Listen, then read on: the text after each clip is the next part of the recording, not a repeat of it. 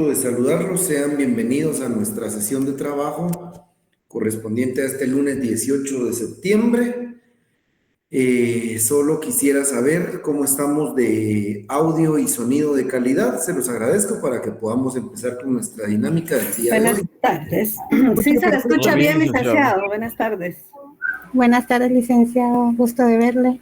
Excelente. Bueno, jóvenes.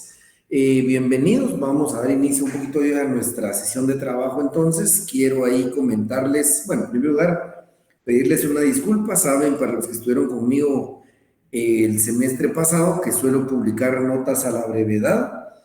Debo comentarles que en esta oportunidad fueron casi poquito más de 450 exámenes. Les he comentado también que quien califica los exámenes es su servidor, no delego esa actividad de calificar los exámenes porque es mi responsabilidad. Y con aquel tema de algunas letras, una caligrafía, de la cual pues tampoco les voy a decir yo que la tengo de la mejor manera, a veces un poco difícil. Ya terminé de calificar ambas secciones. De hecho, la sección A ya subí prácticamente un 60% de las notas. Quería terminar antes de la clase, pero afortunadamente y gracias a la bendición del Creador cayó trabajo hoy en la tarde y pues ya no me permitió terminar con la tarea, pero espero que el día de mañana, sin falta, podamos terminar la labor ya de publicar las notas y que ustedes las puedan ver. En términos generales, creo que bastante bien. En mis estadísticas son 189 personas examinadas. Debajo de 15 puntos para abajo apenas son 48 personas, que es creo que ni siquiera una quinta parte, y de ahí la gran mayoría están por encima de los 16 puntos. De hecho, entre 21 y 30 puntos hay casi 80 personas, que creo que es el conglomerado de lo que tenemos en clase cada día, y creo que pues, nos va a ir bastante bien, así que espero que ya esta semana sin faltas tengan sus notas para saber el resultado de la evaluación. Así que bueno, pues jóvenes, entonces continuando con el desarrollo de nuestra clase, se recordarán ustedes que ya en la última clase entramos a analizar propiamente los temas de la negociación colectiva. Hablamos del arreglo directo. Bueno, empecemos por lo que establece el código. Hablamos que el arreglo directo, se recuerdan, es la instancia de negociación colectiva extrajudicial que deberán abordar y agotar los trabajadores de los grupos coaligados, tanto del sector privado como del sector público. Hablamos que la vía directa es aquella fase de negociación extrajudicial que deberán agotar los sindicatos cuando le planteen una negociación por un pacto colectivo de condiciones de trabajo al patrón. Y en el último tramo de la clase analizamos que existe una ley, como ya la habíamos conocido, de sindicalización, ley de sindicalización y regulación de huelga de los trabajadores del Estado, que están por el principio de especialidad, que es la que se aplica a los trabajadores del Estado y que obliga a los grupos coaligados del Estado no a agotar el arreglo directo, sino que la vía directa también por 30 días. Bueno, nos quedamos hasta ahí y ahora entramos al siguiente paso. Es, a ver, si como grupo coaligado del sector privado ya planteamos una petición y esta no es escuchada, o si siendo un sindicato del sector público o privado, o siendo un grupo coaligado del sector público, ya planteamos nuestro proyecto de pacto colectivo, nuestro pliego de peticiones, y transcurridos 30 días, como lo establece el artículo 51, transcurridos los 30 días, sin que se hayan llegado a ningún acuerdo o, por el contrario, o incluso el patrono se haya negado a negociar, la ley nos establece que ya estamos facultados para plantear el conflicto colectivo de carácter económico-social. Y de esa cuenta ahora vámonos al artículo 381, segundo párrafo, ¿sí? Artículo 381, segundo párrafo. Ahora vamos a ver cuáles son los requisitos de la famosa demanda colectiva. ¿Se recuerdan ustedes que hace un semestre vimos la demanda del juicio ordinario laboral, la cual tiene que cumplir ciertos requisitos? Si no mal recuerdo, son los artículos que están contemplados en el artículo 332. Bueno, ahora existe una demanda colectiva, la cual pueden plantear los grupos coaligados o los sindicatos cuando su planteamiento a la negociación ha sido negada rotundamente o aun cuando habiéndose sentado a negociar con el patrón no existe un acuerdo. Y entonces nos vamos al segundo párrafo en donde dice la solicitud. Aquí están los requisitos de la demanda colectiva.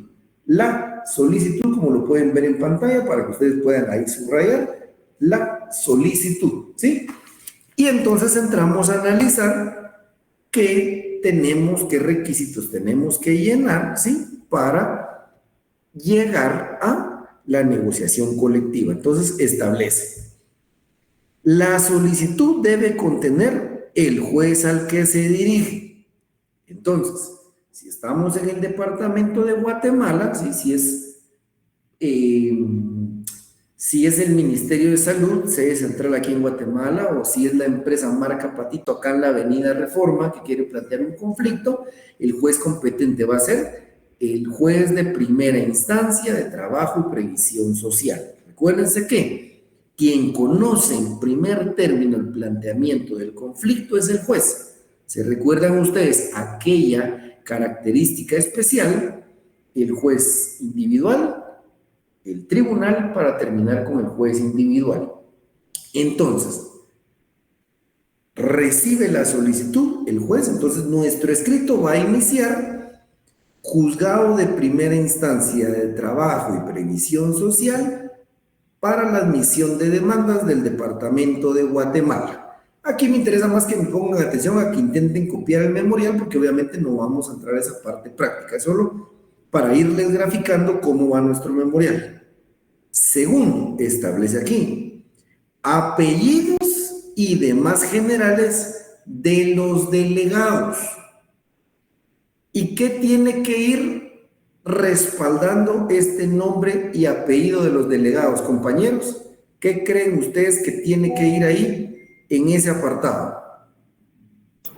¿El DPI, licenciado? ¿Será que solo el DPI?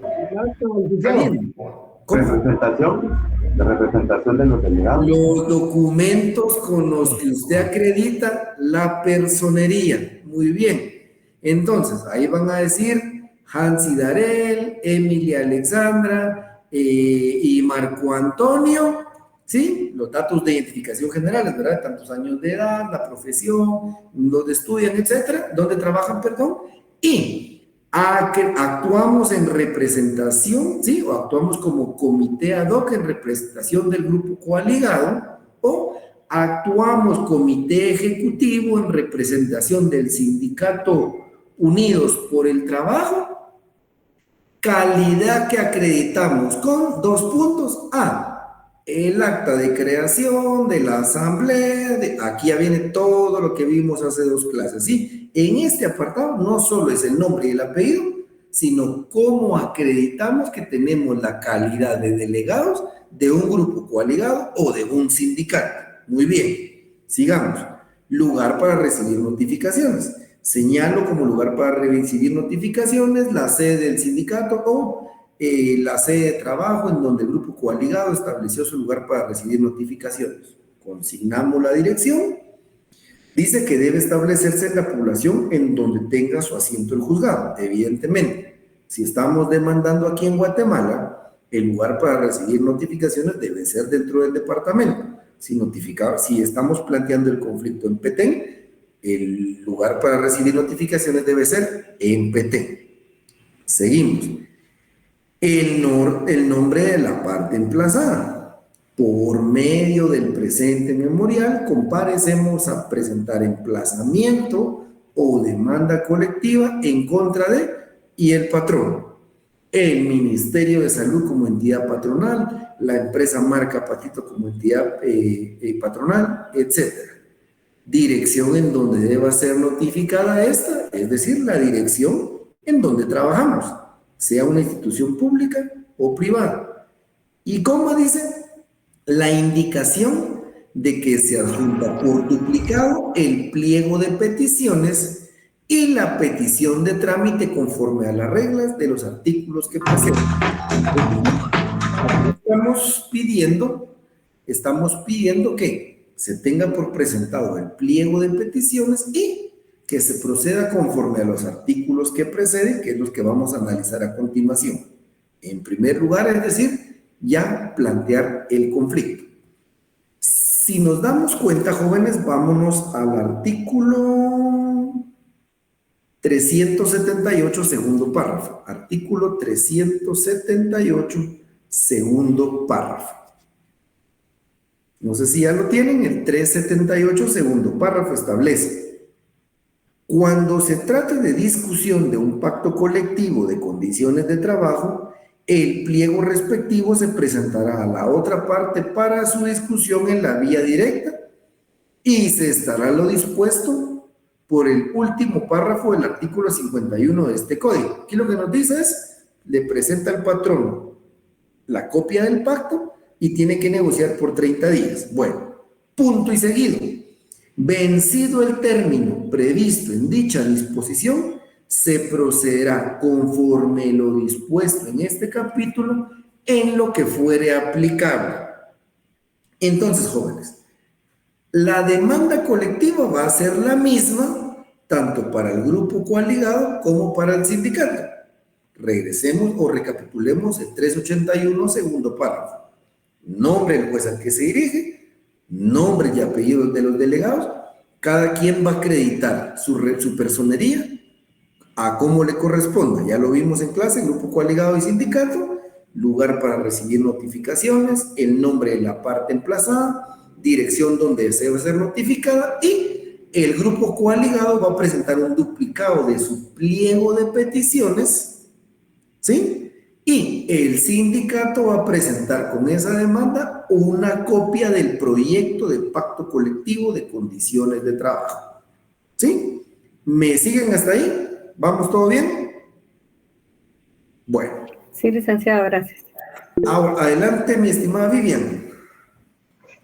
Gracias, Rick. Buenas tardes. Con una consulta. ¿Este proceso solamente tendrían derecho las personas si fuera en una institución pública, las personas que tengan renglón presupuestario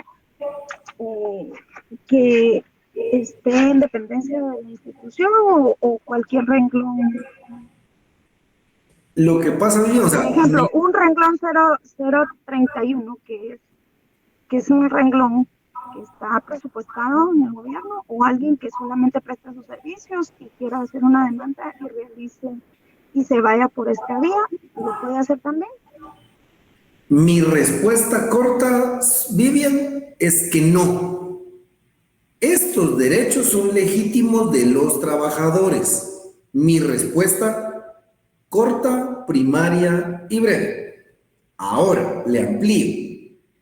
Como ya de todos es de conocimiento y es de amplia trayectoria que en el Estado hay una simulación de contratos, y a los renglón 31, a los 029, los tienen como horario, relación de dependencia,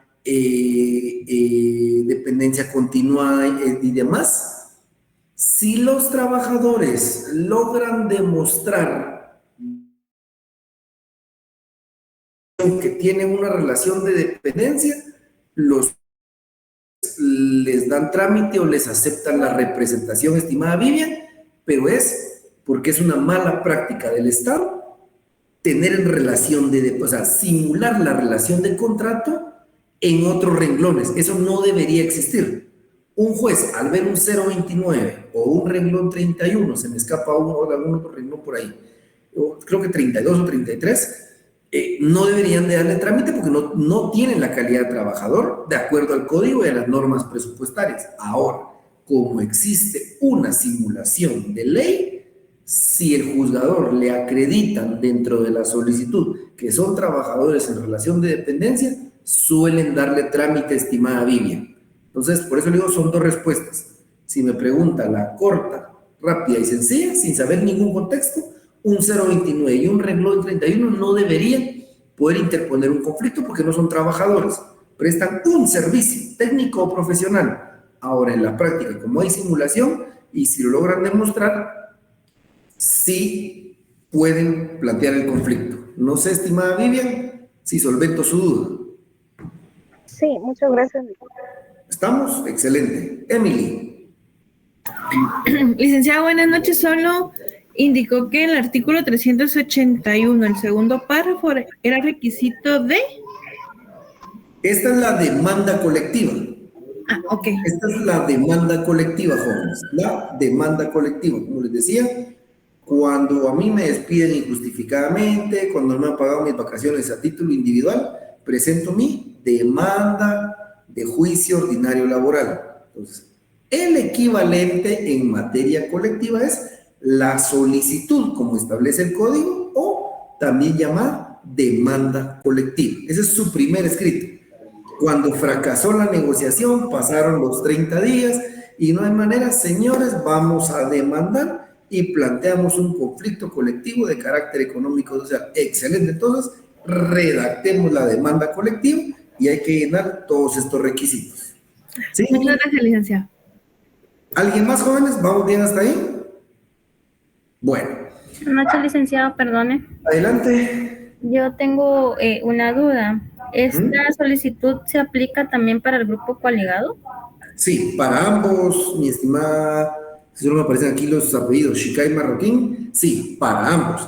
Esta es la demanda colectiva, tanto para el grupo coaligado como para el sindicato. Por eso les decía, jóvenes, que aquí en el artículo 81, segundo párrafo, establece que se debe adjuntar por duplicado el pliego de peticiones. Y por eso hacíamos referencia al artículo 378, último párrafo, en donde nos establece, segundo párrafo, perdón, el último extracto. Vencido el término previsto en dicha disposición, se procederá conforme lo dispuesto en este capítulo en lo que sea aplicable. Es decir, la demanda colectiva para el grupo coaligado y para el sindicato es la misma.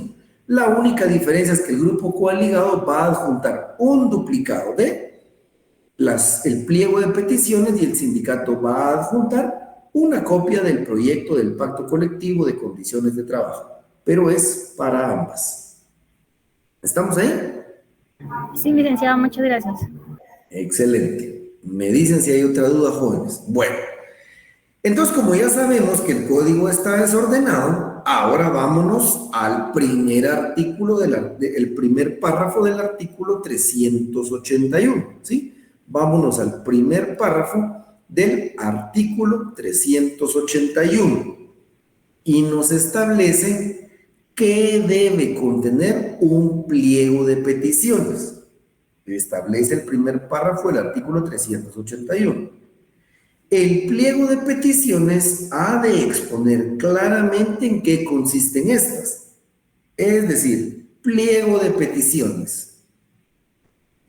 Estimado patrono, derivado de las condiciones de trabajo, que son un poco complicadas por la lejanía del lugar, por los horarios del transporte público, solicitamos un 10% de aumento de salario concreto. Patrono, derivado que las leyes de trabajo establecen que son 15 días para que el trabajador recupere sus energías. No obstante, el trabajo aquí en la empresa es fuerte. Solicitamos que esos 15 días se amplíen a 17 días hábiles de vacaciones anuales. Propuestas claras, ¿sí? ¿En qué consiste mi petición? Como grupo de trabajadores, ¿qué queremos del patrono? Sigamos. ¿Y a quién o quiénes se dirigen? Bueno, ya les dije, estimado patrono, van dirigidas evidentemente al patrono. ¿Cuáles son las quejas? O si por el contrario, supongamos, Yo les decía que el arreglo directo, los grupos coaligados, a veces se forman por discrepancias pequeñas. Supongamos que en una empresa, les cuento por ejemplo acá donde yo estoy en la oficina, ahora los edificios son con una modalidad que son edificios pequeños y tienen un área de comedores comunes. La gente trae su almuerzo y bajan todos a un comedor común y calientan su almuerzo en los microondas. Supongamos que los microondas de la empresa se arruinan. Entonces usted resulta que lleva una semana llevando su almuerzo y tiene que comer frío porque no sirven los hornos microondas. ¿Se recuerdan que hablábamos que también es para restituir derechos que se han violentado? Entonces, patrón, señor gerente general, señor ministro, etcétera, señor rector de la Universidad de San Carlos de Guatemala, señor procurador general de la Nación, no importa la institución, tenemos una queja en cuanto a que no funciona el equipo de hornos microondas para calentar nuestro almuerzo, motivo que nos tiene inconformes y solicitamos sea solucionado. Pero pueden ser peticiones de una mejora, de nuevos derechos o incluso la restitución de derechos anteriores. Adelante, estimada Marta Lidia. Buenas noches, licenciado. Fíjese que aquí por donde yo vivo hubo un problema con una maquila. La gente comía en la calle y pasó un buen tiempo así, ¿verdad? Hasta que pasó una tragedia, un accidente. Hasta en ese momento como que la gente reflexionó y tuvieron que demandar. No así, hay otro par de maquilas casi en el mismo sector que sucede lo mismo y como que la gente le tiene miedo porque como son coreanos los dueños, ¿verdad? Sí, en este caso, mi estimada Marta, lo que les digo, trato de dar las respuestas rápidas porque cada caso concreto tiene un trasfondo. Digamos, si hay normas de seguridad que se han violentado, se recuerdan que en algún momento usé el ejemplo del COVID. Puede ser que antes no era necesario ni mascarillas ni distanciamiento, pero a raíz del COVID, y si el patrono no tomaba las medidas, patrono, necesitamos mascarillas. La OMS ya recomendó distanciamiento de 1 metro, gel, provéanos de sus insumos. Entonces, en este caso que usted me plantea de las maquilas, sí podrían los trabajadores organizarse, conformar un grupo coaligado y formularle sus quejas al patrón. O sea, eso es lo que la ley establece. Ahora, lo que les he dicho en la práctica, y sobre todo hablando de maquilas, es otra cosa, y con los coreanos, a ver, entre gitanos no nos vamos a leer la mano, y yo con lo que les voy a decir, no estoy inventando el agua azucarada. Todos sabemos que muchos extranjeros conforman maquilas, basándose en los 10 años de exoneración de impuestos que les da la ley, desarman la maquila, arman otra, y ese es un círculo vicioso que lastimosamente nadie ha atendido. Pero en este caso que usted me planteaba, sí se podría utilizar esta fórmula para atender la necesidad. No sé si ahí complemento su aporte o disipo la duda, mi estimada Marta Lidia. Sí, licenciado, muchas gracias, ahí estamos. Buenísimo, adelante, Britney. Buenas noches, licenciado. Solo con una duda. No sé si lo estoy confundiendo o es por aparte, pero la aplica y el pliego de peticiones, o sea, tiene que ver, o sea, ¿es igual o es por separado? La aplica nada más solo son las preguntas que que se hacen dentro de, valga la redundancia, dentro de la audiencia, pues. Ajá, la aplica, ¿se acuerda que la vimos, mi estimada Britney, en el juicio ordinario laboral? Ajá. La aplica es el interrogatorio que una de las partes, porque acuérdense que puede ser el demandado, o si el demandado contrademanda, le hace a la otra parte, ¿sí? Esa es bueno, incluso la aplica es incluso el sobre donde va el pliego de posiciones, mi estimada Britney, hasta yo que Eso es entonces, que es oposiciones, entonces es la palabra. Ajá, es que por lo que tengo entendido, o sea, la aplica solo va, como usted dijo ahorita, solo es nada más el sobre, pero lo que va adentro, o sea, es lo de las preguntas, lo mismo, pues. Pero yo lo había confundido porque como dice pliego de peticiones, o sea, lo estaba confundiendo con el de oposiciones. No. El pliego de posiciones es un documento algo así como esto, donde hay un montón de preguntas, no les voy a decir de quién es, pero ya cuando publique van a ver ustedes. Es un interrogatorio que una parte hacia la otra parte y la aplica es el documento que contiene ese pliego de posiciones. Explica que contiene el pliego de posiciones que deberá absolver fulanito. No, el pliego de peticiones es algo similar, son donde se deja la constancia de lo que el grupo de trabajadores le está pidiendo puntualmente al patrón. Queremos aumento de salario, estamos enojados porque nos quitaron los microondas, etc. ¿Sí? Ok, gracias, licenciado. Y disculpe. Vaya. Bueno, entonces sigamos, dice cuáles son las quejas, el número de patronos o de trabajadoras que los apoyen, por eso la importancia de celebrar la asamblea.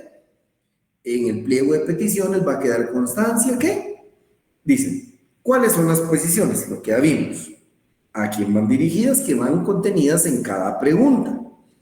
Dice cuántas personas apoyan, vamos a dejar constancia que a la asamblea para formar el grupo coaligado estuvieron presentes 30 trabajadores de la empresa.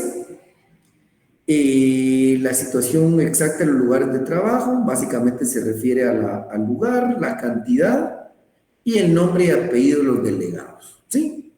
O sea, es sencillo. ¿Qué requisitos lleva el pliego de peticiones? Están en el artículo 381, primer párrafo, que les recuerdo, el derecho de trabajo es poco formalista, ¿sí? Para que de repente ahorita no se me digan, pero ¿en qué orden va? ¿Cómo dijo el IC el memorial? Yo me perdí, ¿quién me orienta? No.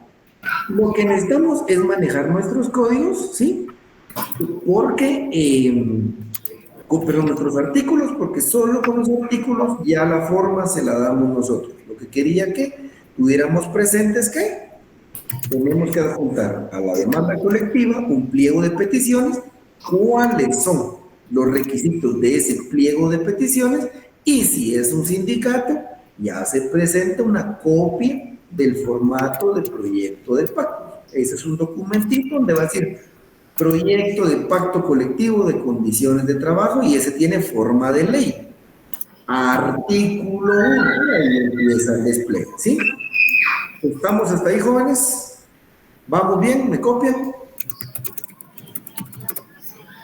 Solo Emily, quiero que tiene encendido su micrófono, mi estimada Emily. Ahí estamos. Vamos bien, ¿verdad? Bueno, entonces seguimos. Una vez que hemos planteado nuestra demanda colectiva de trabajo, ¿sí? Hemos planteado nuestra demanda colectiva de trabajo, vamos a ver a continuación entonces que se entiende por planteado el conflicto, ¿sí? Se entiende por planteado el conflicto.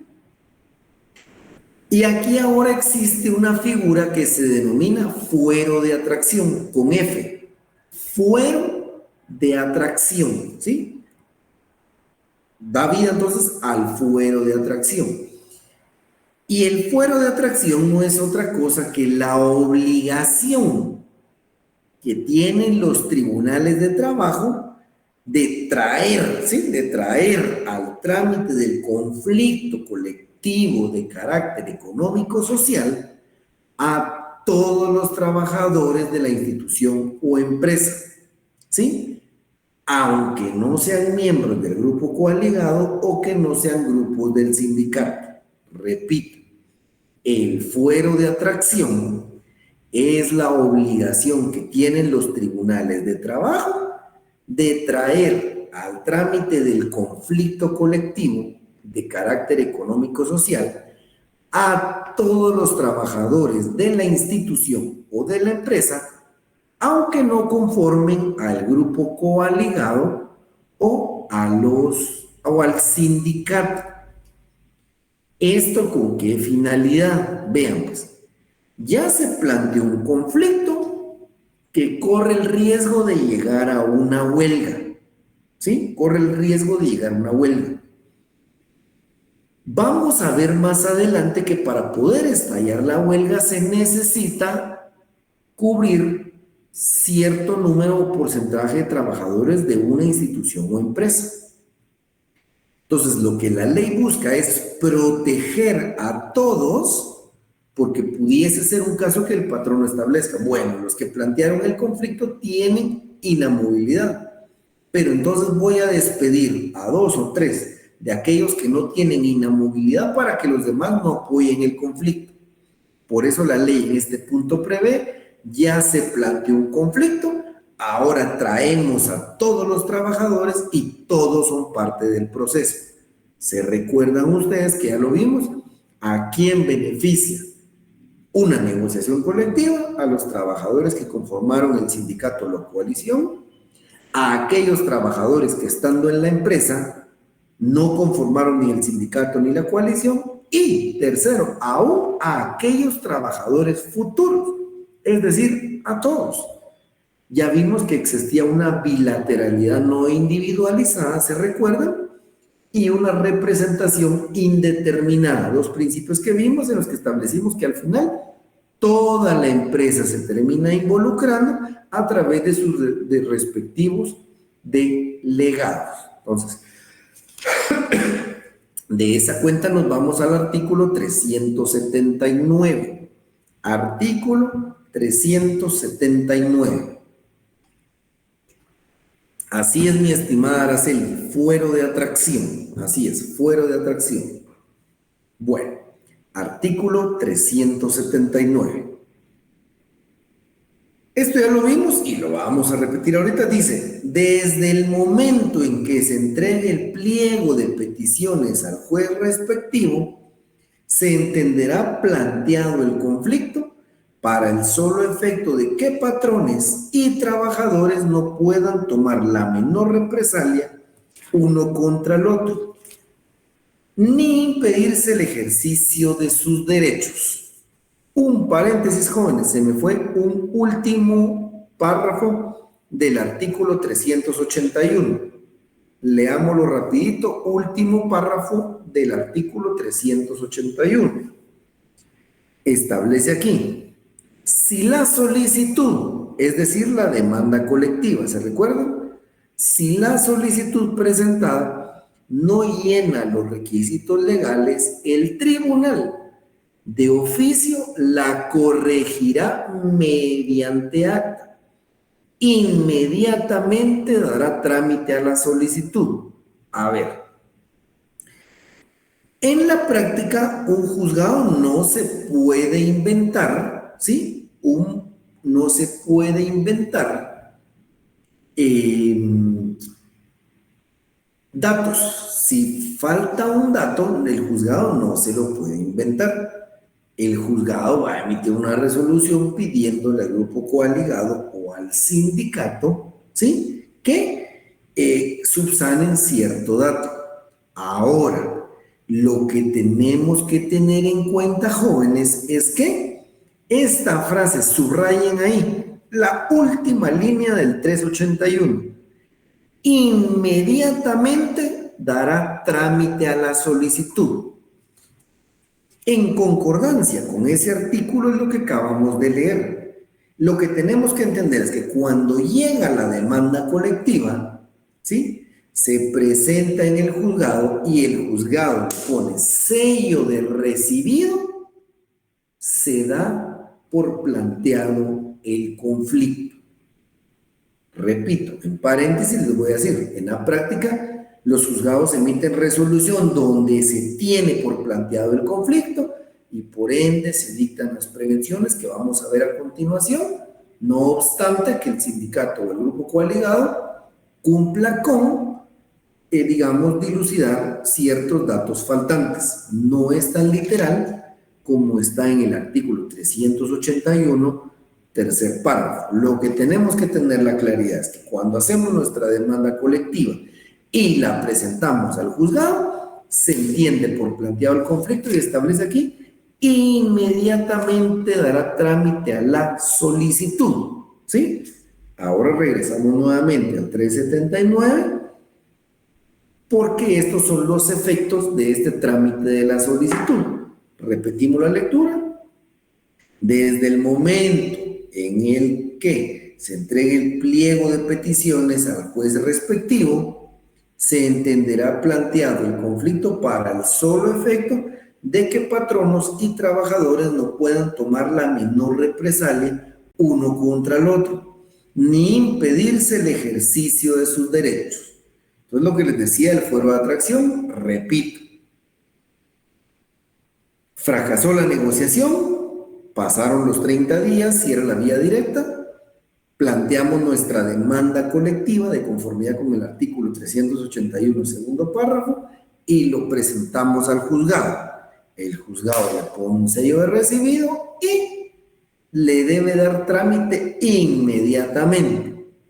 379, desde ese momento que se entregó el pliego de peticiones, es decir, desde que se puso el sello de recibido, se entenderá planteado el conflicto para el solo efecto de que patrones y trabajadores no puedan tomar la menor represalia.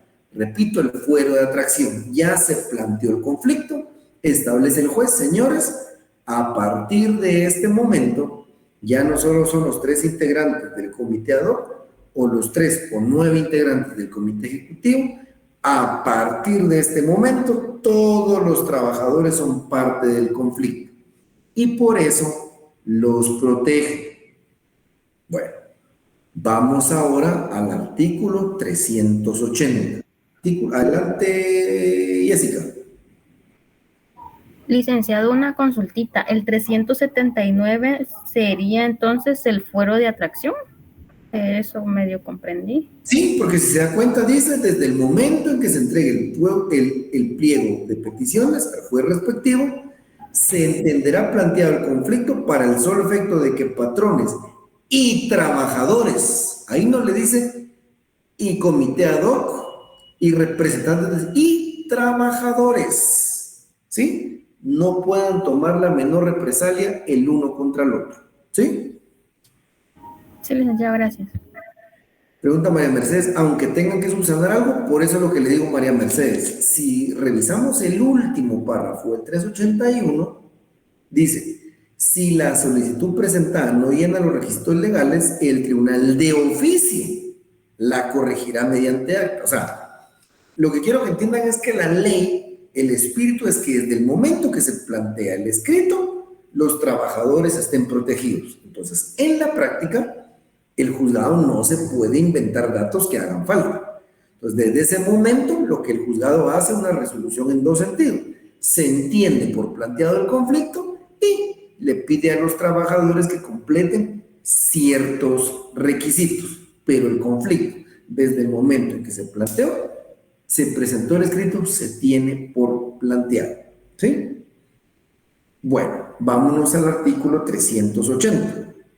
Establece, a partir del momento que se refiere al artículo anterior, es decir, desde el momento que se entrega el pliego de peticiones.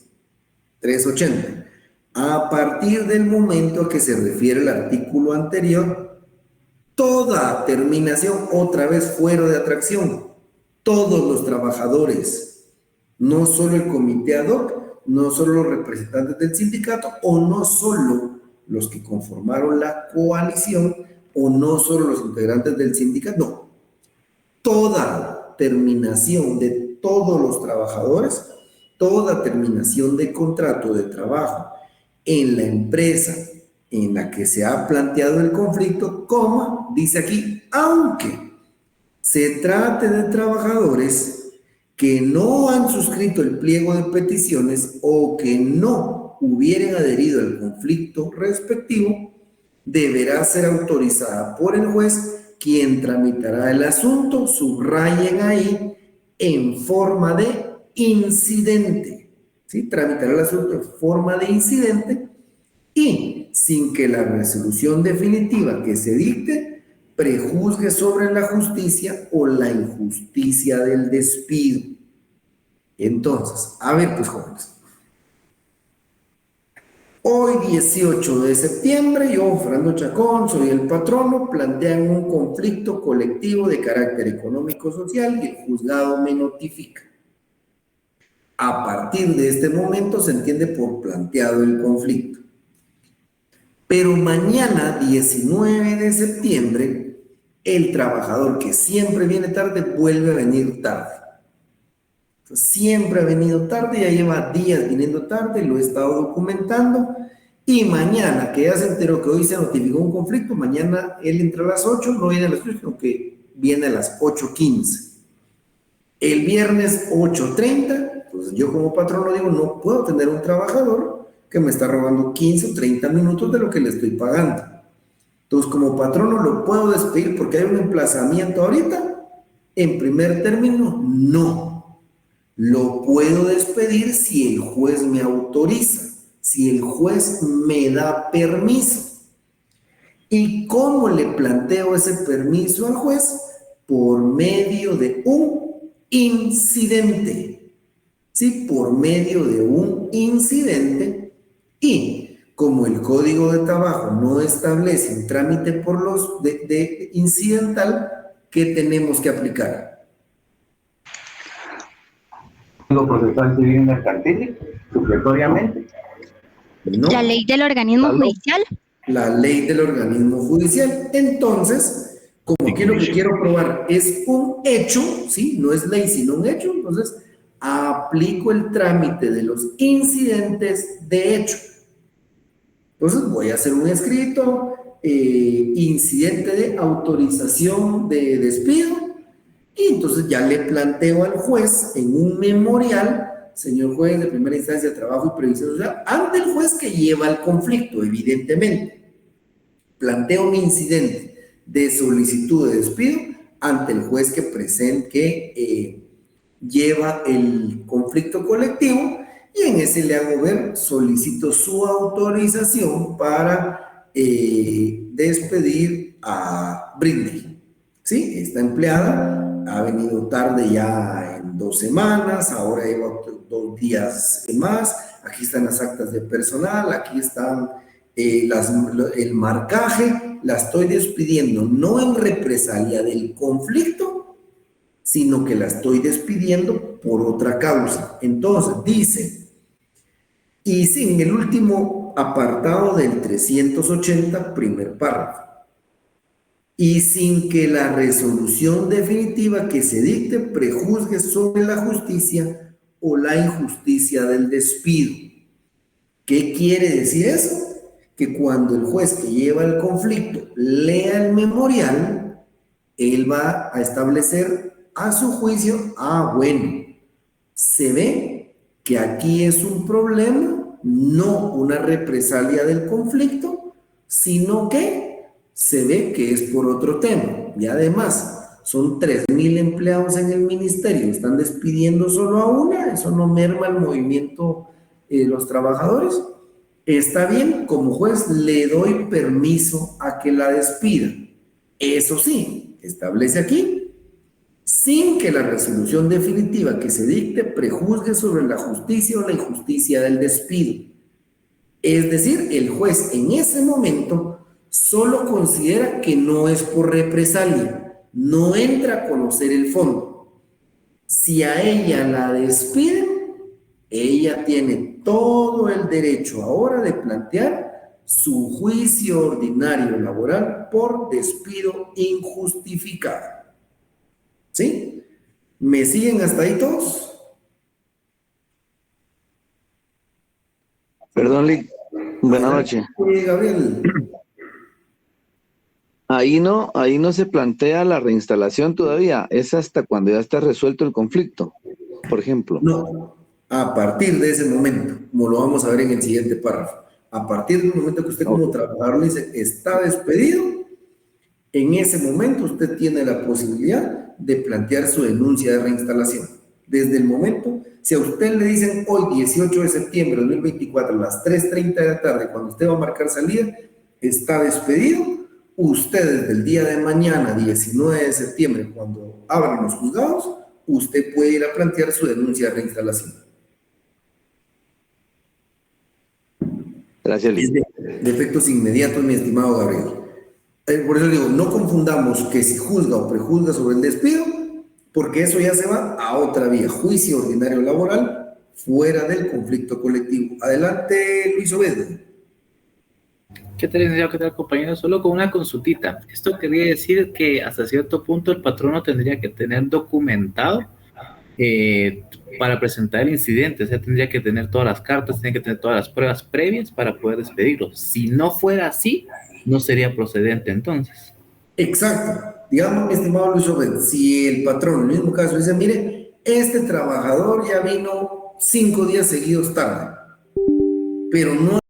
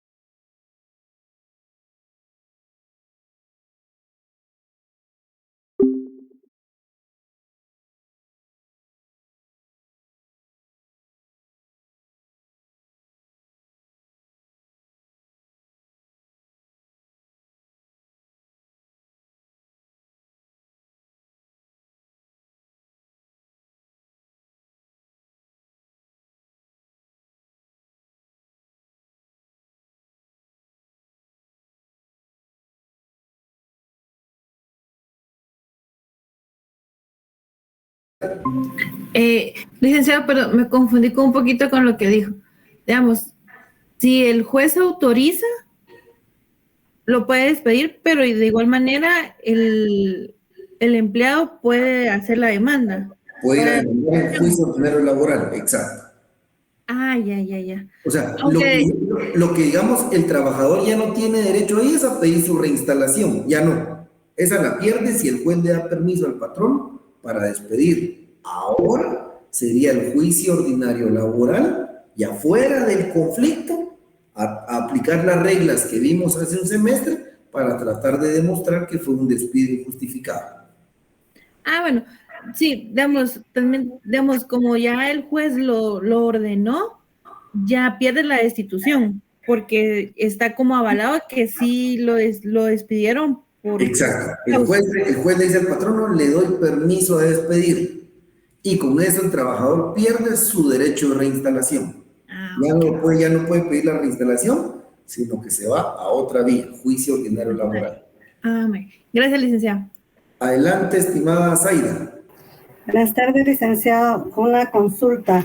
¿Puede interponer la demanda al trabajador aunque no haya presentado ninguna justificación alguna de sus faltas? Perdón, ¿me repite? Sí, el trabajador puede interponer su demanda aunque no haya presentado ninguna justificación a sus faltas por el despido.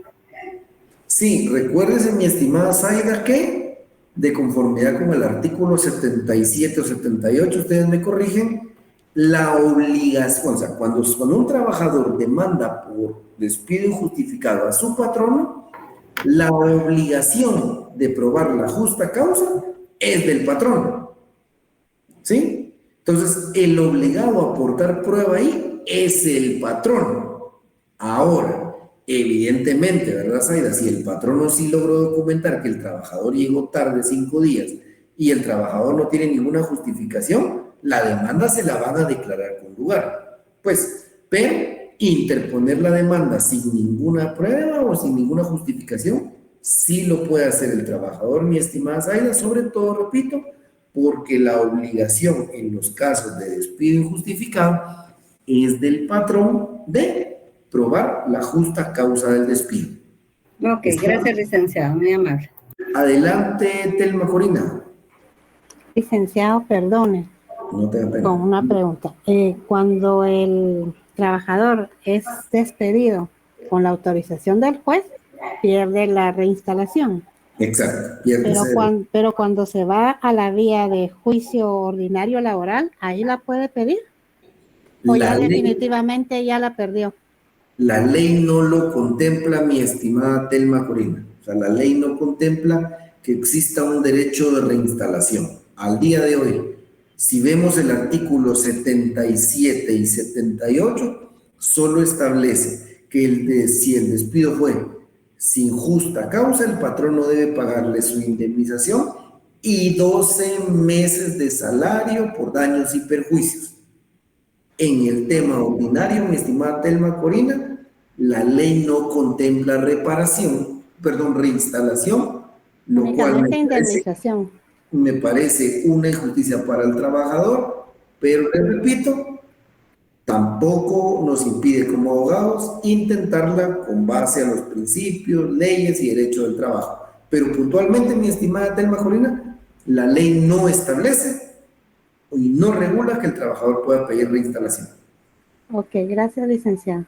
Adelante, estimado Hansi Darel. Sí, buenas noches. Fíjense que ahorita que usted estaba platicando eso, me surgió una duda. En clínicas nosotros vimos y analizamos un caso que nos presentó una compañera y hablaba acerca de un despido de un trabajador del 029, lo que usted hablaba de la simulación de contratos. Esta persona vinieron y la despidieron injustificadamente. Él demostró que sí tenía relación laboral.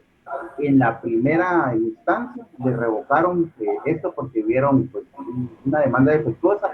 Él la vino y la puso, volvió a presentar otra vez, le volvieron a dar trámite en primera instancia y luego de esa resolución en segunda instancia, él ya pidió, el juez de segunda instancia o la sala de apelación ya pidió que reinstalaran al trabajador y le dieron sueldos caídos también. Por eso no había ningún conflicto en la dependencia del Estado donde él trabajaba, ¿verdad? Por eso es que me llamó la atención que usted dijo que no se podía plantear reinstalación, pero a él sí se la dieron y le dieron sueldos caídos por el tiempo que él no percibió esas cuestiones.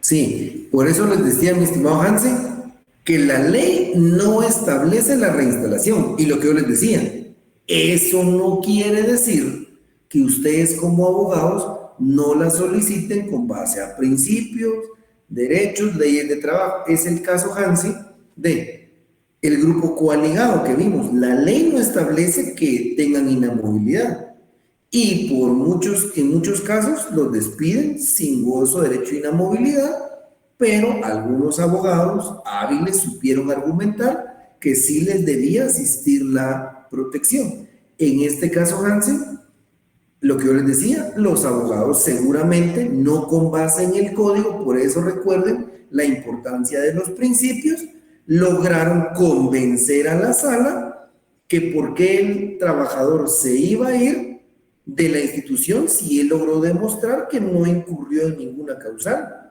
que él tiene su derecho constitucional al trabajo, a una remuneración, y por eso la sala le ordenó su reinstalación y mantenerse en su trabajo. ¿Sí? Entonces, por eso les decía, trataba de ser puntual, en el código no está regulado el derecho de reinstalación, que no se intente es diferente. Les repito, acuérdense que son 15 juzgados de primera instancia, son 30 jueces, son 30 cabezas que interpretan el derecho, y por eso tenemos ahora 7 salas de la Corte de Apelaciones de Trabajo y Previsión Social, porque todos pensamos e interpretamos derecho y de diferente manera el derecho, mi estimado Hansi, pero yo también ya he visto casos donde suelen darles la reinstalación. No es en todos, va a depender de lo que usted como abogado fundamente y del criterio del juez o de la sala, y si después se va a amparo de la Corte y apelación del amparo de la Corte de Constitucionalidad. ¿Estamos, mi estimado Hansi? Gracias, licenciado. Bueno, jóvenes, 18:59, lo vamos a dejar.